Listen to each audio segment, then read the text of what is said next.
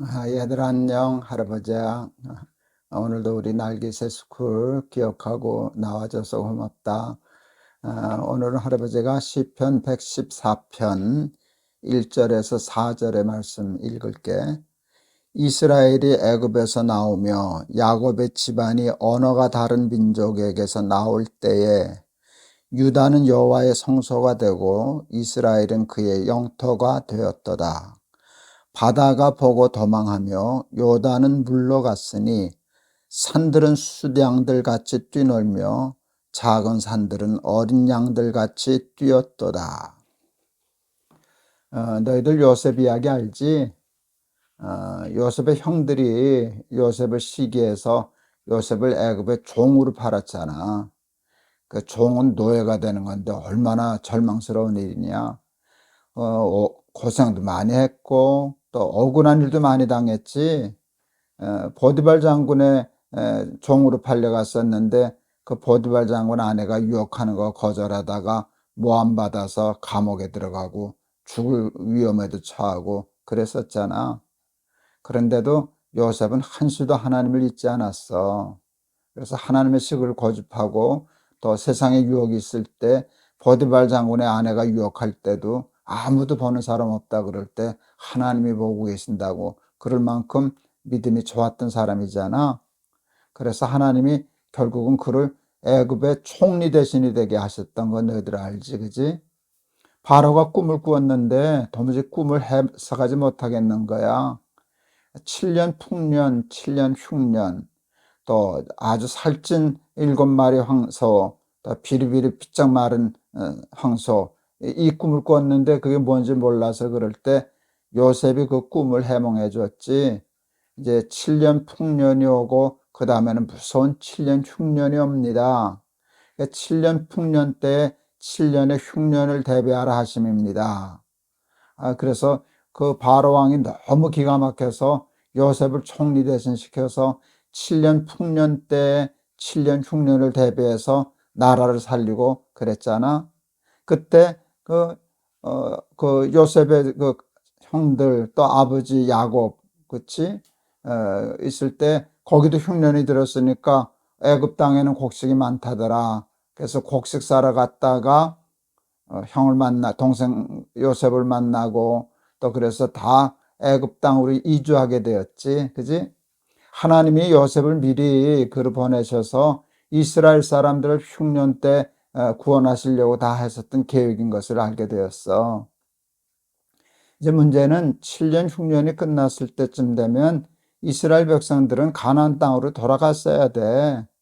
하나님이 허락하신 땅에 사야 되는데 보니까 가나안 땅보다 애굽 땅이 더 좋거든. 고센 땅은 비옥했고 그 당시 요셉은 국무총리였으니까 뭐 총리의 가족으로 사는 게 좋았을 것 아니야. 그러니까 애굽 땅이 하나님이 주신 가나안 땅보다 좋아 보이니까 가질 않았어. 이게 잘못한 거야. 하나님은 가나안 땅으로 가기를 원하셨거든. 그런데 하나님이 주신 땅보다 더 좋아하는 애굽 땅에서 그들은 자자손손 잘 살았나?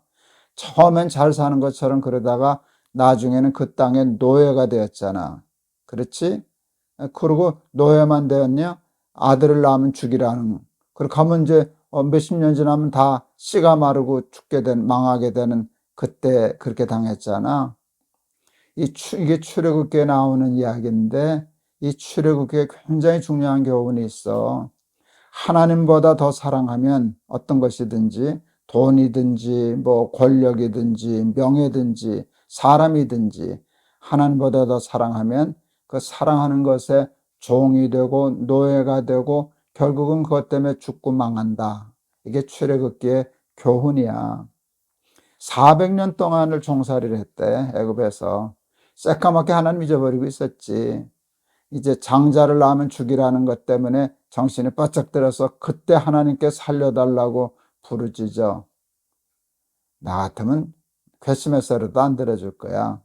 4년도 아니고 40년도 아니고 400년 동안 새까맣게 하나님 부르지도 않다가 죽게 되니까 하나님 살려주세요. 근데 하나님은 그 소리를 듣고 또 구원해 주시지 않니? 그렇지? 그게 하나님이야. 모세를 보내서 출애굽하잖아. 바로왕과 싸우고 10가지 재앙을 베풀고 그래서 홍해를 건너고 광야 생활을 하고 나중에 요단강을 건너서 결국은 가나안 땅에 들어가지. 이게 출애굽기의 역사인데 여기서 우리가 배워야 할 것이 있어. 하나님은 우리를 구원하시는 분이시다. 우리가 아무리 죄를 짓고 그래도 우리가 하나님께 회개하고 주의 이름을 부르짖으면 살려달라고 손을 내밀면 하나님은 우리를 구원하시는 하나님이시다. 근데 출애굽하는 과정이 쉽지는 않았지, 그지? 제일 먼저 당했던 그 문제가 뭐냐? 홍해 바다가 가로막은 거잖아. 앞에는 바다고 뒤에서는 애굽의 군대가 마차 타고 쫓아오고 그걸 진퇴양난이라 그러지. 앞으로 나갈 수도 없고 퇴각할 수도 없고 양쪽으로 난리가 난 거야. 그랬을 때 하나님이 홍해를 가르셨잖아. 요단강도 가르셨잖아. 오늘 이 시편의 기자가 그 얘기를 하는 거야. 바다가 보고 도망하며 요단은 물러갔으니. 이 얘기는 뭔가 하면 하나님이 우리를 구원하셨다는 것을 잊지 않고 기억하고 시로 찬양하는 것이야. 너희들 이 말씀을 통해서 꼭 기억하고 배워야 할 것이 있어. 그것은 하나님은 구원하시는 하나님이시다. 아무리 우리가 하나님을 배반하고 죄짓고 살다가도 탕자처럼 돌아오면 가락지를 끼우고 또 새 옷을 입히고 양을 잡아 잔치하시는 그런 아버지시다. 이것을 잊지 말라는 거야. 그리고 구원의 길이, 구원받는 길이 누가 방해를 해도 홍해가 가로막고 뭐 요단강이 가로막아도 하나님이 우리를 구원하시는 일을 막을 수는 없다 하는 거야. 할아버지가 목회하다가 정말 힘들어서 거의 포기하고 한 2달 동안 투문불출하고 있었다는 얘기 아마 가끔 한 적이 있을 거야. 할아버지가 너무 힘이 없어서 먹지도 못하고 자지도 못했거든. 소파에 기대 있는데 바람벽에 십자가, 나무 십자가, 손바닥만한 나무 십자가가 있었어. 그걸 보는데 십자가가 할아버지한테 말을 하더라. 마음으로. 난 너 죽는 꼴 못 봐. 내가 무슨 수를 써서라도 너는 살려. 너 죽고 나 못 살아. 내가 죽고 너 살아야지. 하나님이 그러시더라. 할아버지가 그 얘기를 마음으로 듣고 벌떡 일어났어. 그리고 그 죽음과 같은 자리에서 일어나서 결국은 승리했지.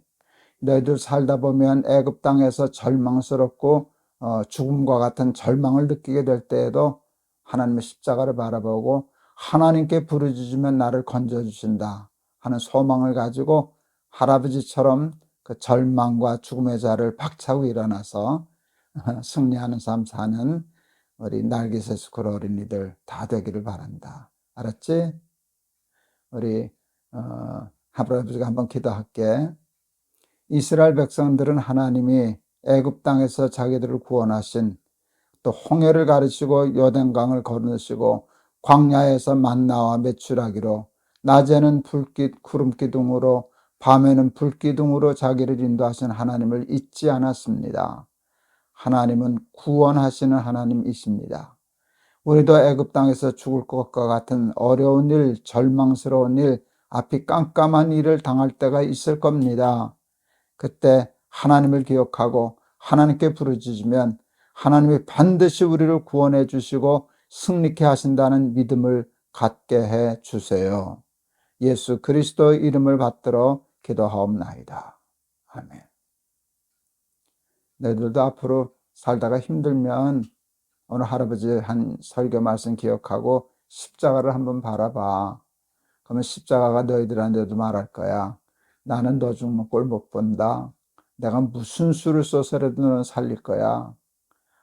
너 죽고 나는 못 산다. 내가 죽고 네가 살아야지. 그리고 우리를 구원하시는 하나님이시거든. 그렇게 하면 우리는 어떤 절망, 400년 동안 애굽에서 종살이 하던 땅이라도 또 바로의 군대를 이기고 홍해를 건너고 요단강을 건너서라도 우리를 구원하시는 그 하나님을 믿고 어떤 일에도 절망하지 말고 이겨 승리하는 우리 날개새 스쿨 어린이들 되기를 바란다. 알았지?